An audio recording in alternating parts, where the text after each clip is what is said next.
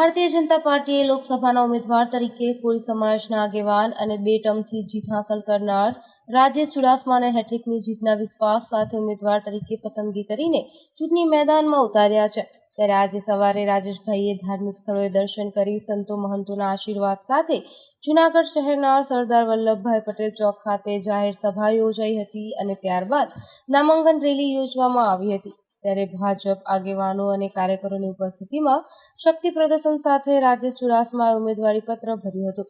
Bharatiya Janata party દ્વારા નામાંકન rally યોજવામાં આવી હતી, જેમાં પ્રદેશ આગેવાન અને ઉમેદવાર રાજેશ ચુડાસમા દ્વારા કોંગ્રેસ પક્ષ પર આકરા પ્રહારો કર્યા હતા અને દેશની કેન્દ્ર સરકાર દ્વારા કરેલા વિકાસ કાર્યો સાથે પ્રધાનમંત્રી નરેન્દ્રભાઈ મોદીની પુણેથી આજે દેશની પ્રગતિનો ડંકો દેશ દુનિયામાં વાગી રહ્યો છે।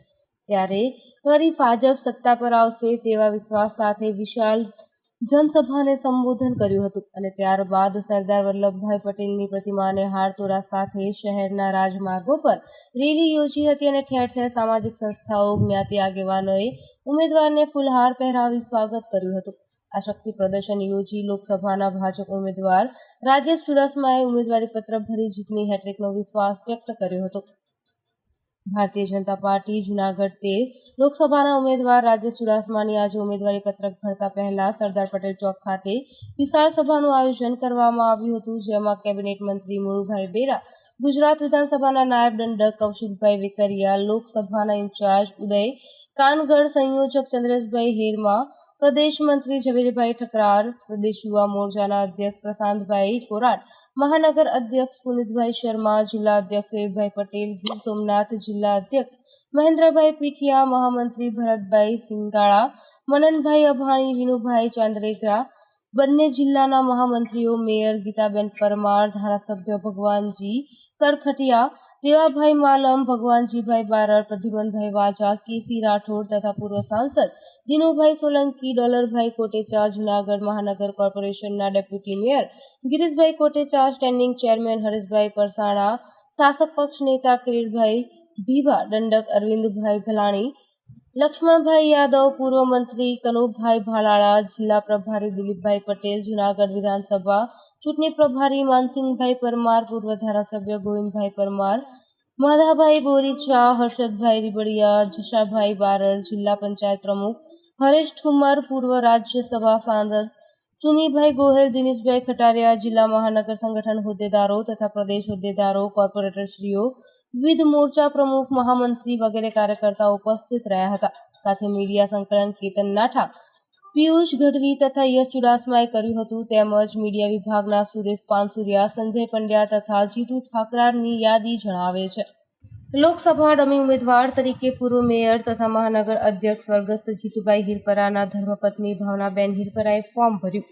જૂનાગઢ લોકસભા ભાજપના ઉમેદવાર રાજેશ ચુડાસમાએ આજે ઉમેદવાર પત્ર ચૂંટણી અધિકારી સમક્ષ ભર્યું હતું। ત્યારે તેના ડમી ઉમેદવાર તરીકે જનસંઘના પાયાના કાર્યકર અને પૂર્વ મેયર તથા મહાનગર અધ્યક્ષ સ્વર્ગસ્થ જીતુભાઈ હિરપરાના ધર્મપત્ની અને જૂનાગઢ કોર્પોરેશનના કોર્પોરેટર શ્રીમતી ભાવનાબેન હિરપરાએ ડમી ઉમેદવાર તરીકે ફોર્મ ભર્યું હતું અને જૂનાગઢ બેઠક જંગી બહુમતીથી ભાજપ ઉમેદવાર રાજેશભાઈ ચુડાસમા જીતશે તેવો આશાવાદ વ્યક્ત કર્યો હતો। આજે જૂનાગઢના અને ગીર સોમનાથના લોકસભાના ઉમેદવાર તરીકે ઉમેદવારી પત્ર ભરવામાં આવ્યું છે। ત્યારે જૂનાગઢની જનતામાં ખૂબ ઉત્સાહ હતો। રેલી સ્વરૂપે ઉમેદવારી પત્ર ભરવા નીકળે ત્યારે ગ્રામજનોમાં પણ શહેરીજનોમાં પણ ખૂબ ઉત્સાહ જોવા મળ્યો। ત્યારે આવનારા સમયમાં જૂનાગઢના વિકાસમાં હજુ પણ જે કરવાનું ઘટે છે એ અમે આગળ વધારીશું। ખાસ કરીને જ્યારે આ જૂનાગઢ શહેરનો મુખ્ય પ્રશ્ન ફાટક મુક્ત જૂનાગઢ બનાવવા માટે અમે આ વખતે પણ અમારો પ્રયત્ન કર્યો હતો, પણ ક્યાંક સ્થાનિક આગેવાનો અને બુદ્ધિજીવી લોકોનું માનવું હતું કે આ ડિઝાઇનમાં ફેરફાર થાય, એના કારણે એ ટેન્ડર કેન્સલ થયું છે અને આગામી દિવસોમાં પહેલું જૂનાગઢ ફાટક મુક્ત બને એવો અમારો પ્રયત્ન છે। જૂનાગઢ લોકસભાના ઉમેદવાર રાજેશભાઈ ચુડાસમાનું આજે ઉમેદવારી પત્ર ભરવામાં આવ્યું છે।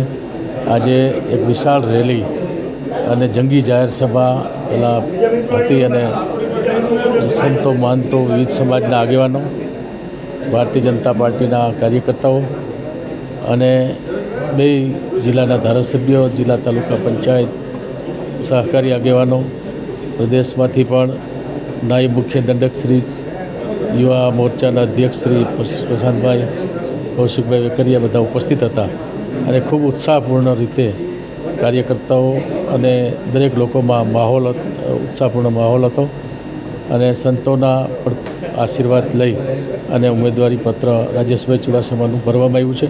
ખૂબ મોટી લીડથી રાજેશભાઈ ચુડાસમા જીતે એ પ્રકારનો માહોલ આખા જૂનાગઢ શહેરમાં અને ગ્રામ્ય વિસ્તારમાં આજે જોવા મળ્યો.